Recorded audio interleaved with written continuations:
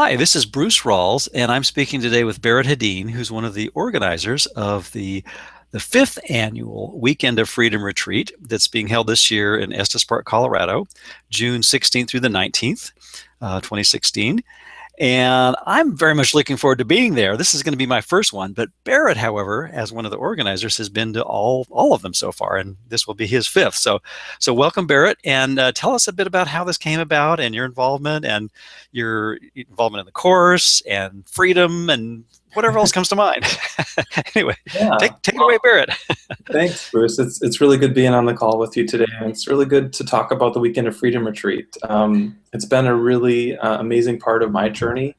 I was realizing this is 10 years this year that I've been studying A Course in Miracles. So it kind of felt like coming home when I got into the course. I studied a number of other spiritual thought systems, learning about channeling, the law of attraction, and other things, and energy healing, and they all gave me something, but they all felt like they were just they sort of didn't have the whole picture. And as I got into working with the course and actually reading Gary's first book, Disappearance of the Universe, it was just like light bulb, light bulb, light bulb. I am home. This is it. I actually started leading a Course in Miracles study group before I read the whole course itself, just because I wanted to share this message, and I knew there was so much beauty and love in it, and it has this beautiful mix of this vision of God, this vision of love that is without measure. It's beyond sort of comparison. But it doesn't shy away from looking at the shadows that seem to get in between us and our experience of that love. So that was really the synthesis for me that helped me to know this was where I needed to be. So as I was kind of getting to know the course and getting to experience it and doing my own forgiveness lessons, which obviously are still ongoing, I started to attend different Course in Miracles events. And it was probably about 6 years ago that I went to a Course in Miracles conference that was in the Cleveland area. They only had it one time. It was a great event. David Hoffmeister and Earl Purdy were two of the keynote speakers, and Tony Senf, who is the Reverend of the Unity Church in the Cleveland area. And while I was there, I actually connected with Cheryl Kaplan, who's really the originator of the Weekend of Freedom. And she had this idea of starting to get people together. And it started out sort of as like her birthday party, because she wanted to have people together and to celebrate with them and to share with them. One of her passions is cooking. She's a great chef.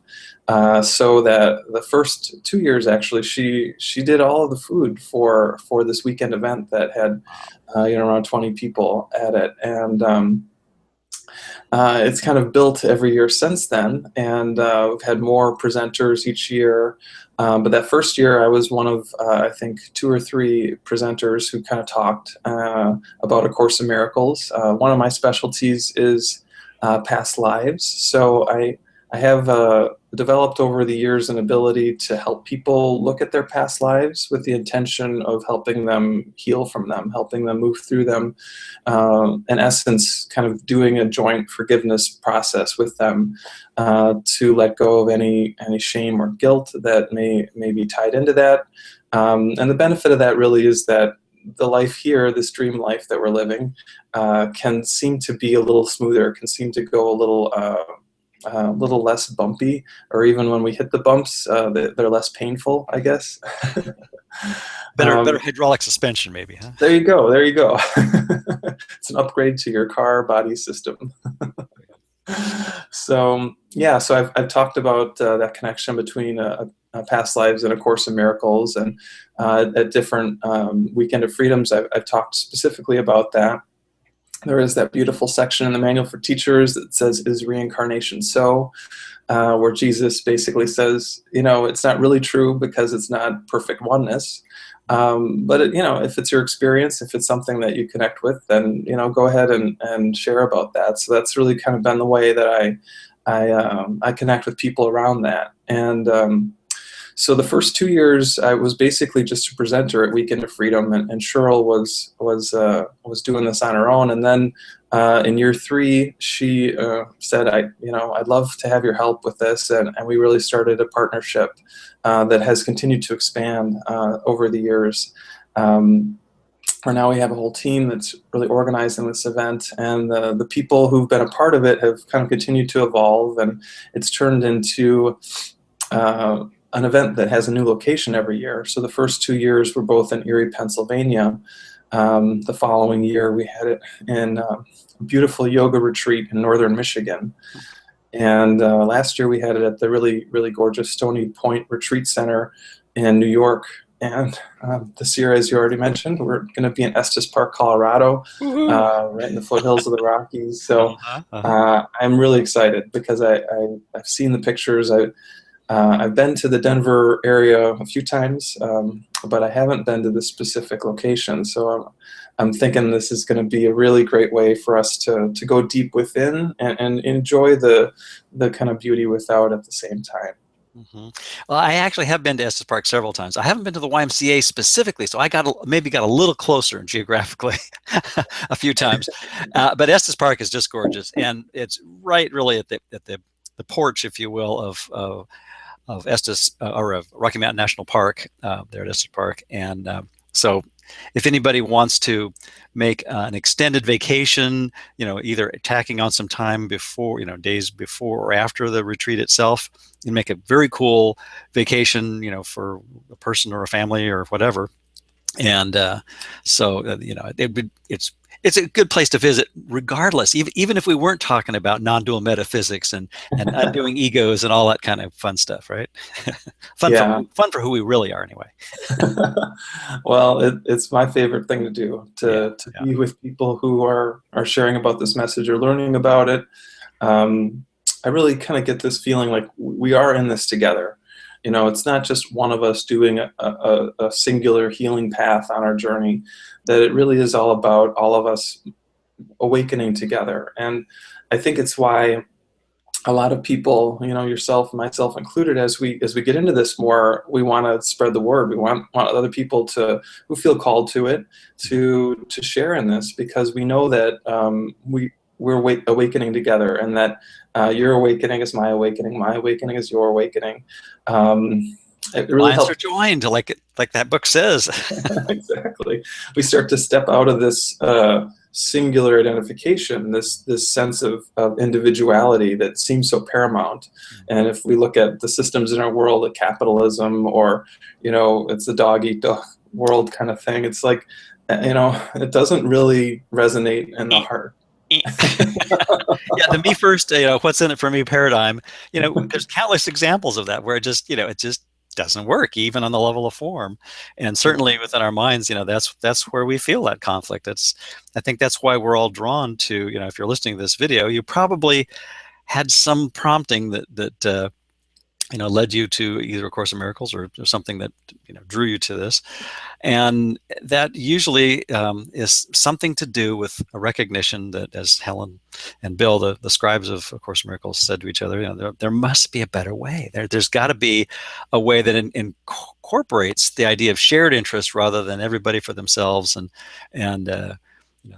this crazy idea that isolation is possible.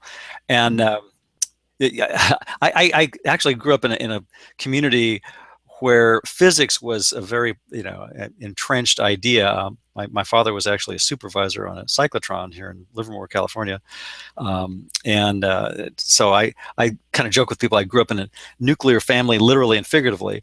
And yesterday, my niece, who's actually surprisingly the one in the family who's kind of followed in the physics part of the family heritage, who has been working with laser interferometry to measure gravitational waves in outer space, and they just made a big discovery yesterday that, or at least that actually was made in September, but they announced it yesterday on the media about how they detected two black holes coalescing into one, and that made a signature signal that was captured by these two L-shaped laser interferometers in Washington State and Louisiana, and this is similar to the kind of system that my niece is using with the Wow. work that she's doing in outer space. But I think it's fascinating to look at the way in which our science, and particularly physics, is bringing us back to that mystical understanding that sages and holy folk of days of yore and current ones have been saying for millennia, that it's we're all interconnected, and that interconnectedness is based on something far more fundamental than any of us realize, that intrinsic unity reflects in the sameness, and the sameness is the shared interest, which is, I think, why our relationships, as you pointed out, are so vital and so important.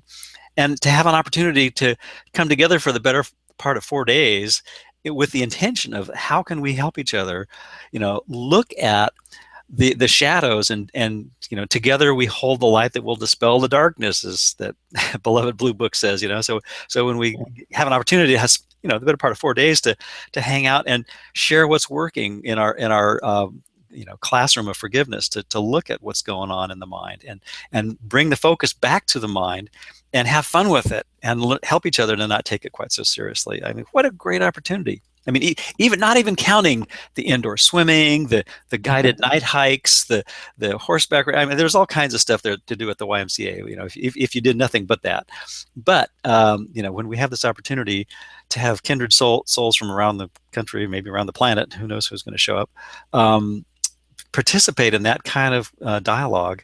I think that's a wonderful thing. And one thing that when I was talking to Dove Fishman, who's one of the other, not only a presenter but an organizer as well, and kudos to him and all the other folks that have contributed and will contribute. When I was talking to Dove the other day, he mentioned an important point, that a lot of conferences tend to be just the talking head kind of thing at the podium, and there'll be some of that, of course, but I think he pointed out, which is a great idea, is to have a lot more roundtable discussions, and where sure, some ideas are shared, but then have the opportunity for everybody to get involved, and to emphasize the egalitarian nature of this kind of a thing, because we all are students and teachers simultaneously, and we're either participating in the thought system of inclusion at any given moment or the thought system of exclusion, and this is an opportunity to look at that in greater depth over an extended, concentrated period, and just watch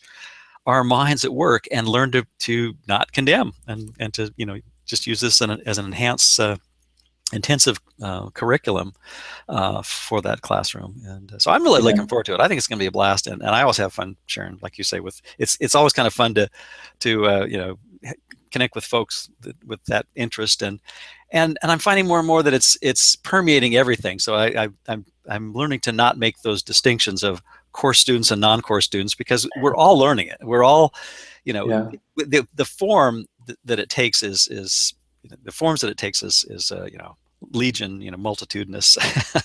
Yeah. Well, those are fancy words. There's a lot of them. Let's put it that way. But, there's just a whole lot of different. There's 7+ billion people on the planet. So, or is it getting closer to 8 now? I don't know. Anyway, but there's that many seeming ways of looking at things and perspectives, and yet we're all searching for that same peace, that same wholeness, that same understanding that absolves us from any imagined crime of shattering perfect oneness.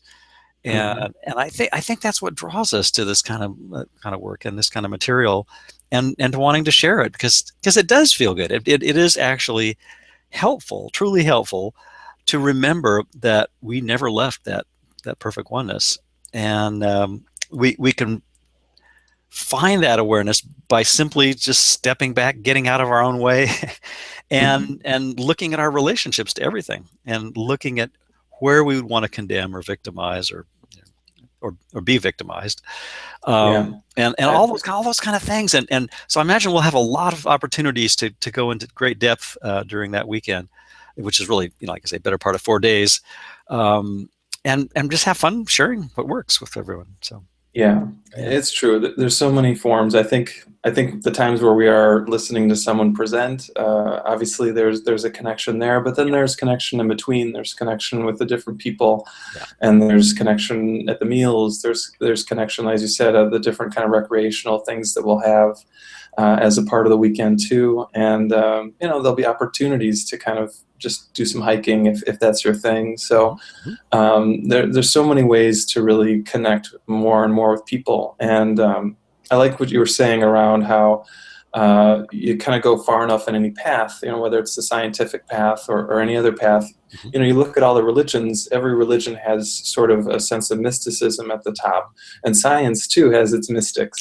Yep, And I think that if you go far enough with anything, then it all comes together. It it all comes does. back to that place where we're not separate, we're not on our own, we're all here to help each other. And Yeah.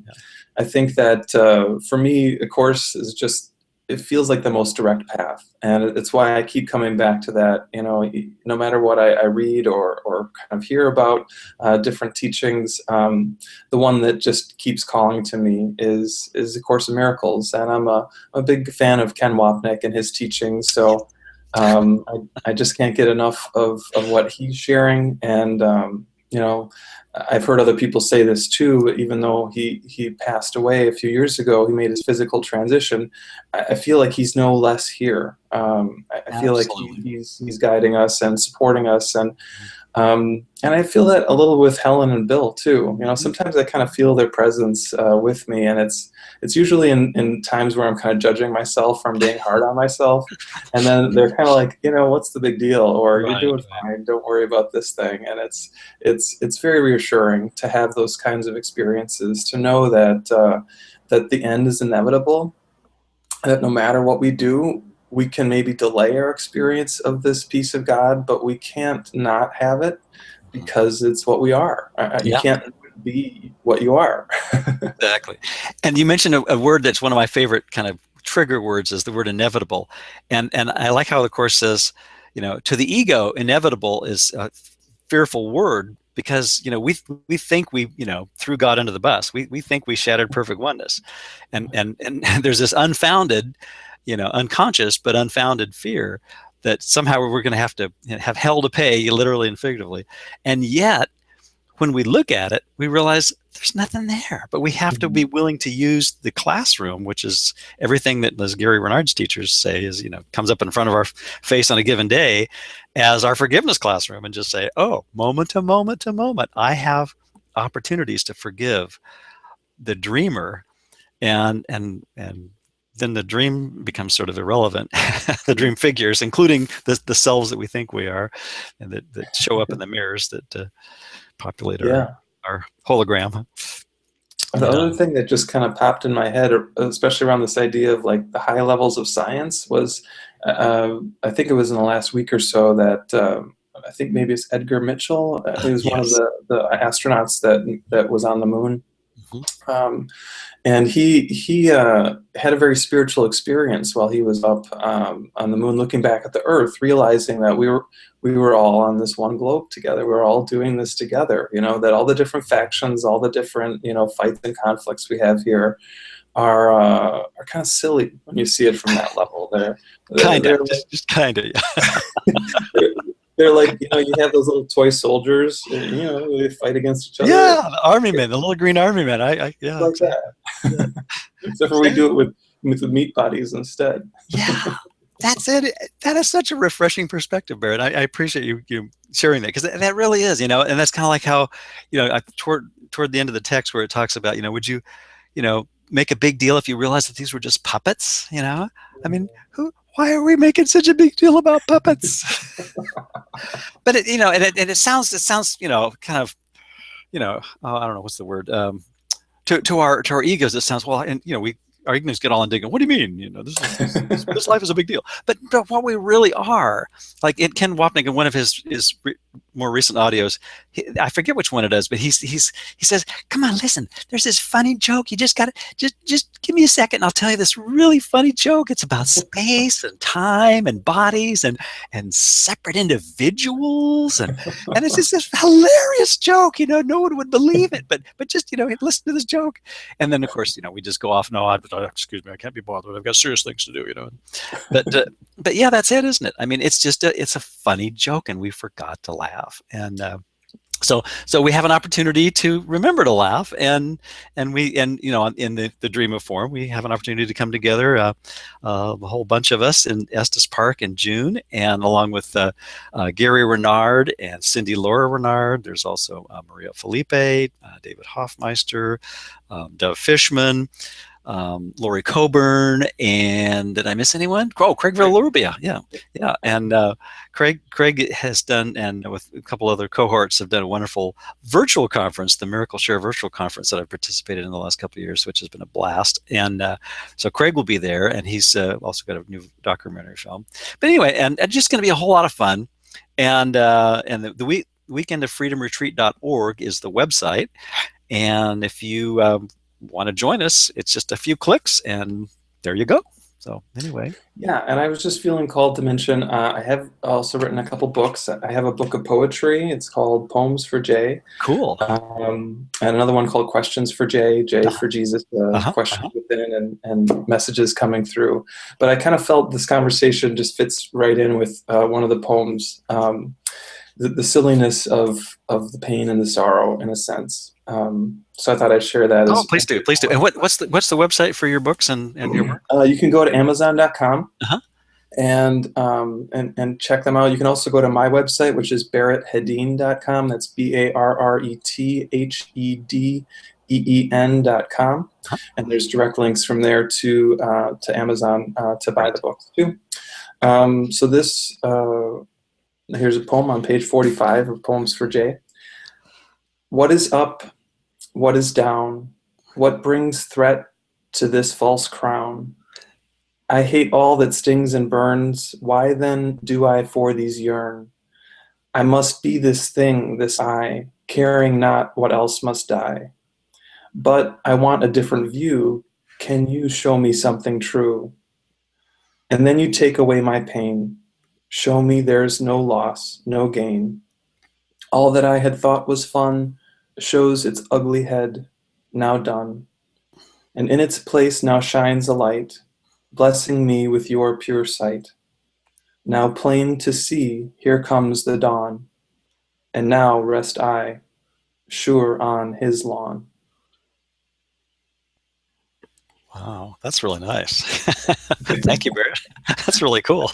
Yeah, I like that poem a lot. Yeah, that's great. And it really shares a lot of the essence and the spirit behind the chorus that because we know that it's just all these things that come up that seem to trouble us are just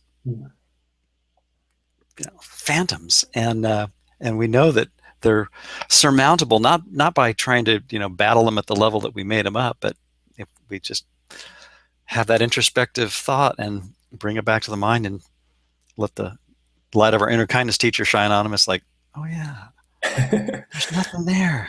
It's true. And that's why I think the course is so helpful, because it takes us to the root. It takes us to the real issue. It kind of we see all these surface layer issues, layer after layer, but it points us all the way within. And sometimes we're maybe kind of afraid to go all the way there, but knowing where we're going, knowing that it's not only achievable, it's already achieved, maybe not in our experience yet, but in truth, it fortifies us as we're still kind of learning these lessons, as we're still unfolding and stepping into our happiness more and more. So exactly. I hear you, man. That's the happy inevitability. The flip side, the better way version of the story. Yeah. For sure. Yeah. So I'm really excited to be out in Colorado with you. I think we're me too. Have a blast, and I'm excited for everyone who maybe is just hearing about this or learning about it and thinking about it. If you have questions, feel free to reach out to me. You can find my contact info on my website.